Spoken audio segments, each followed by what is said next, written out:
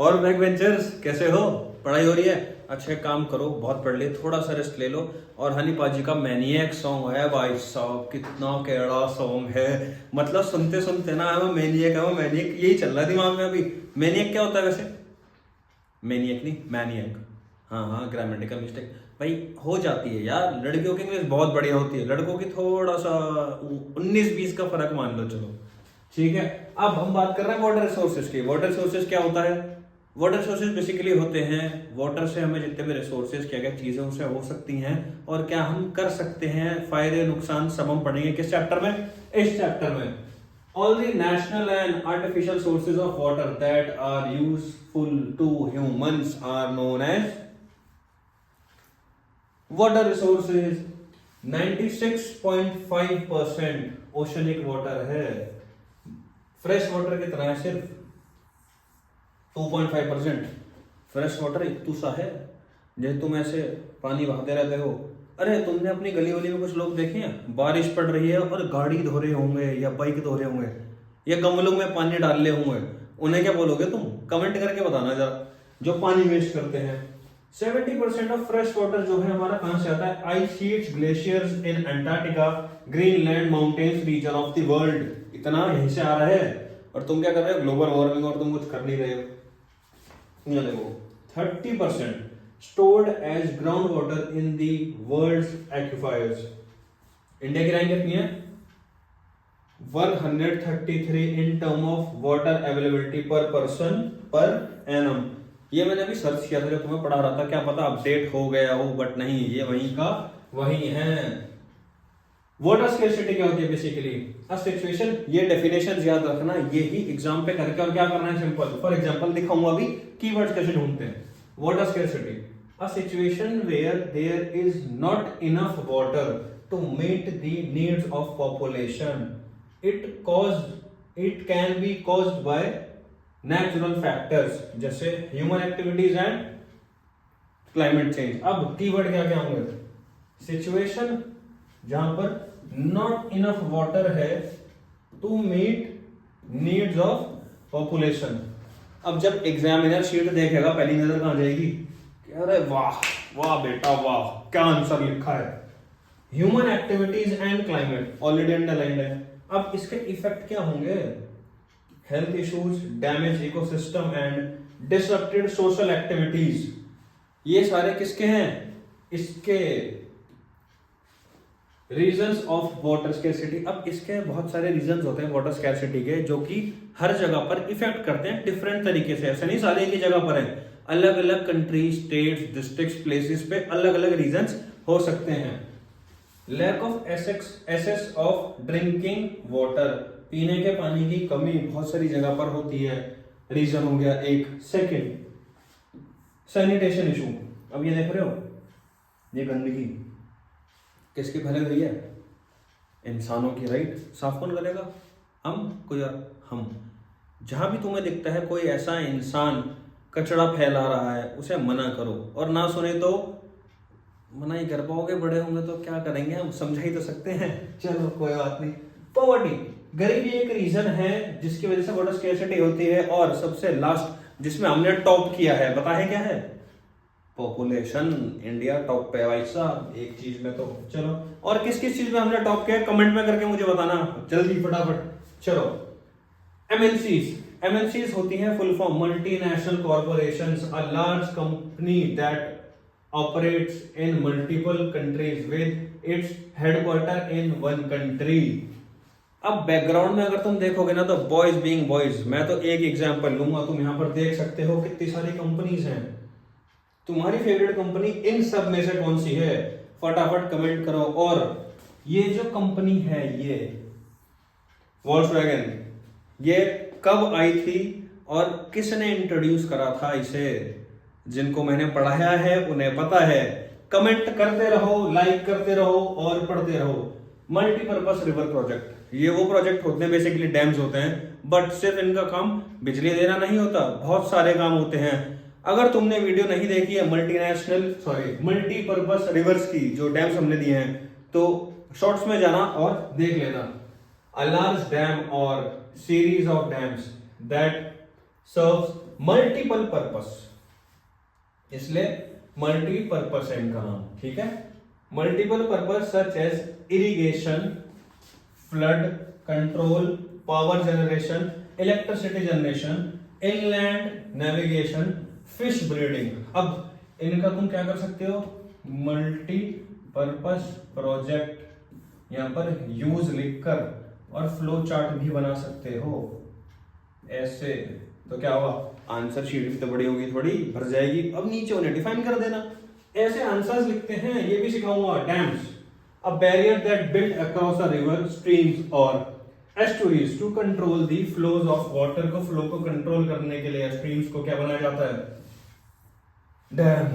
भाई साहब सांस लेने दो, एक ही सांस में बोले जा रहा हूँ, फटाफट कंप्लीट करना है, जल्दी जल्दी रिवाइज कर लोगे तुम।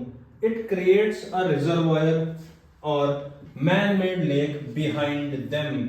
एक मैन मेड लेक या रिजर्वायर अपने पीछे बनाते हैं, आगे से तो पानी जा रहा है डैम का।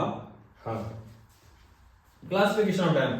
डैम को हमने दो पार्ट में क्लासिफाई करा है, कौन कौन से, according to structure and material used. जैसा मटेरियल हमने यूज करा है, कैसा, timber dam, embankment dam and masonry dams. Next है अकॉर्डिंग टू हाइट, डैम्स की हाइट कितनी है, लो, मीडियम और हाई या फिर लार्ज, ठीक है, ये डैम्स होते हैं। अब प्रॉब्लम विद डैम्स, डैम्स को डिफाइन करोगे अगर डैम के बारे में पूछा, प्रॉब्लम्स और उसके सॉल्यूशंस क्या क्या हो सकते हैं या किए गए हैं, ये तुम्हें बताना जरूरी है। जैसे affect natural flow of river, poor sediment flow, rockier bed, poor habitat for aquatic life, मतलब पानी के अंदर वाले जो होते हैं एक्वेटिक, उनको बोलते हैं। Large scale displacement of locals, जब टिहरी डैम बना था तो जितने भी टिहरी पे लोग रहते थे उन्हें दूसरी जगह शिफ्ट कर दिया था उस जगह को डैम के लिए यूज करने में। तो उसमें क्या आएगा, डिस्प्लेसमेंट, मतलब एक जगह से दूसरी जगह, साइंस में भी पढ़ा होगा तुमने, ऑफ कम्युनिटीज। अब सेलिनेशन ऑफ सॉइल, जो भी सॉइल है वो सेलिनेट हो जाता है डैम्स की वजह से। Increase gap between rich and poor, इन दोनों के बीच में गैप हो जाता है। नेक्स्ट देखते हैं, हाइड्रोलिक स्ट्रक्चर्स होते हैं एंशिएंट इंडिया में, फर्स्ट सेंचुरी, ये नाम याद रखो।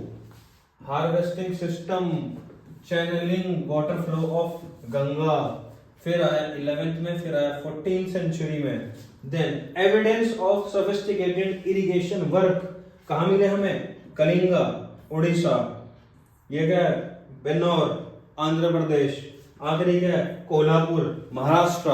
हाँ, थोड़ा राइटिंग का इशू है, जल्दबाजी में तुम्हारे लिए काम कर रहा हूँ, जल्दबाजी में, तो जल्दी का काम शैतान का। बैक बेंचर आधे अच्छे होते हैं और आधे शैतान, तो तुम बताओ तुम कौन से वाले हो।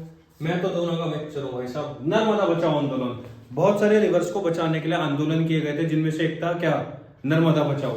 कब हुआ था ये, एनजीओ ने स्टार्ट करा था। एनजीओ की फुल फॉर्म क्या होगी, non governmental organisation. Social movement in India that began in 1985, it is 1985, ठीक है, led by Medha Patkar, Baba Amte. NBA का मतलब बास्केटबॉल, अरे नहीं भाई, नर्मदा बचाओ आंदोलन। एनबीए का मतलब was against the construction of dams on Narmada river. Narmada river कहां से फ्लो कर रही है, उस पर डैम कौन सा बना हुआ है और कौन सा स्टेचू बना हुआ है, ये भी बताओ जल्दी फटाफट। Like comment and subscribe our channel. अब बैक बेंचर हो, बैक बेंचर को फॉलो करेंगे, राइट। फ्रंट बेंचर हो तो भी तुम्हें बैक बेंचर बना ही देंगे, कोई टेंशन नहीं है। रेन वाटर हार्वेस्टिंग, अब रेन वाटर हार्वेस्टिंग एक ऐसा सिस्टम होता है जो बेसिकली रेन आती है उसे कलेक्ट करके प्योरीफाई करके स्टोर कर लेता है फ्यूचर यूज के लिए। In hills and mountain region people build diversion channels like गल्स और कल्स बोलते हैं of western Himalayas for agriculture use के लिए। Rooftop rain water harvesting, Rajasthan, अब जो राजस्थान है बेसिकली उस जगह पर यूज की जाती है। इन्यूडेशन चैनल्स टू इरिगेट फील्ड, अब ये जो है फ्लड प्लेन जो है बंगाल के, वहां से रिलेटेड है, ध्यान रखना इस चीज का। बिल्ड अंडरग्राउंड टैंक्स और टैंकार्स, ये टैंक्स और टैंकार्स ये दो टर्म यूज की है तो कंफ्यूज मत होना, दोनों सेम ही है। फॉर स्टोरिंग ड्रिंकिंग वाटर, क्या स्टोर करा है? ड्रिंकिंग वाटर, रेन वाटर और पलार पानी, ये दोनों एक ही चीज है। राजस्थान में है, ये purest form of natural water है। क्या? ये रेन वाटर और पलार पानी। ठीक है, नेक्स्ट अगर हम चलते हैं, रूफटॉप हार्वेस्टिंग क्या होता है? A system that collect rain water from a buildings roof, building पे जो रूफ है वहां से पानी क्या गया, कलेक्ट किया, रेन वाटर हार्वेस्टिंग की पार्ट है। And store it use for later use, जो कि शिलोंग, मेघालय जैसी जगहों पर यूज होता है। गेंडाधुर एक विलेज जो जगह है, उसमें विलेज है इन मैसूर कर्नाटका। कहां पे? मैसूरू कर्नाटका विलेज, ये रहा विलेज का नाम। ये एग्जांपल्स याद रखो, दिमाग में बिठा के रखो इसको। क्या लिखा हो ऐसे? हाँ हाँ, अरे बैक बेंचर वाला दिमाग मत लगाओ, ये कुछ और है, नाम है और कुछ नहीं है। तमिलनाडु की अगर हम बात करें, it is the first state to make roof top rain water harvesting structure compulsory for all. अब तमिलनाडु में ही क्यों उन्होंने पहले करा? क्या रीजन था इसका कि तमिलनाडु को ही नीड पड़ी पहले कि भाई हम सबसे पहले करते हैं और हमारा कंपल्सरी यार घर में? रीजन क्या होंगे इसके? बैम्बू ड्रिप इरिगेशन सिस्टम, इसमें क्या होता है, मेघालय में यूज होता है बैम्बूस का यूज करके, जो 2000 साल पुराना एक सिस्टम है। 200 ईयर्स, सॉरी 2000 नहीं 200 years, tapping stream and spring water by using bamboo pipes. Bamboo pipes की हेल्प से ये करते हैं। ये देखो, ये यहां से पानी ऐसा आया और ये फिर ऐसे जा रहा और फिर ऐसे डिवाइड हो जाएगा। अब ये क्या है, ये कौन सा सिस्टम है, जरा यहां बताओ, कमेंट करो। इसी के साथ चैप्टर की समाप्ति। अगर तुम्हें और ऐसी वीडियोस चाहिए तो लाइक, शेयर एंड सब्सक्राइब करो एंड बैक बेंचर को फॉलो करो।